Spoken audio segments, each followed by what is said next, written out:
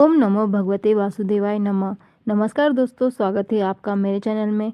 आज की इस वीडियो में हम मौनी अमावस्या व्रत कथा सुनेंगे। पौराणिक कथा के अनुसार कांचीपुरी नगर में एक ब्राह्मण रहता था जिसका नाम देवस्वामी था और उसकी पत्नी का नाम धनवती और पुत्री का नाम गुणवती था। ब्राह्मण के 7 पुत्र भी थे। देवस्वामी ने अपने सभी पुत्रों का विवाह कर दिया और फिर पुत्री के विवाह के लिए वर की तलाश के लिए अपने बड़े बेटे को नगर से बाहर भेज दिया। उसके बाद देवस्वामी ने अपनी बेटी की कुंडली एक ज्योतिषी को दिखाई। ज्योतिषी ने कहा कि विवाह के समय सप्तपदी होते ही यह कन्या विधवा हो जाएगी।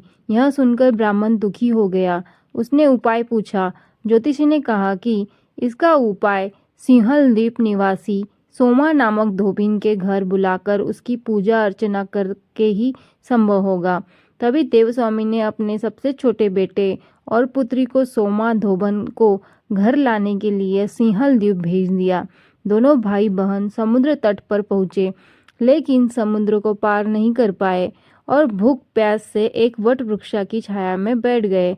उस वट वृक्ष पर एक गिद्ध का पूरा परिवार रहता था। भाई बहन को परेशान देखकर गिद्ध के बच्चों ने अपनी माँ को ये सारी बात बताई। गिद्धनी को ये सारी बात सुनकर दया आ गई और वे उन दोनों भाई बहन के पास गई और कहा कि तुम दोनों की भोजन कर लो। मैं सुबह होते ही तुम दोनों को समुद्र पार कराकर सोमा के पास पहुंचा दूंगी। सुबह होते होते गिद्धनी ने उन दोनों को सोमा के घर पहुंचा दिया। फिर वो सोमा धोबिन को घर लेकर आए और उसकी पूजा अर्चना की, जिसके बाद गुणवती का विवाह हुआ। सप्तपदी होते ही गुणवती के पति की मृत्यु हो गई। तब सोमा ने गुणवती को अपने पुण्य का फल दान कर दिया, जिससे उसका पति जीवित हो उठा। इसके बाद सोमा उन दोनों को आशीर्वाद देकर सिंहल द्वीप चली गई। सोमा का पुण्य चले जाने से उसके दामाद, पुत्र और पति की मृत्यु हो गई।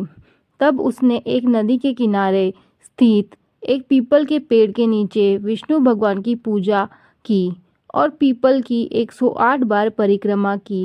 ऐसा करने से उसका पति, पुत्र और दामाद फिर से जीवित हो उठा। निष्काम भाव से सेवा का फल मधुर होता है।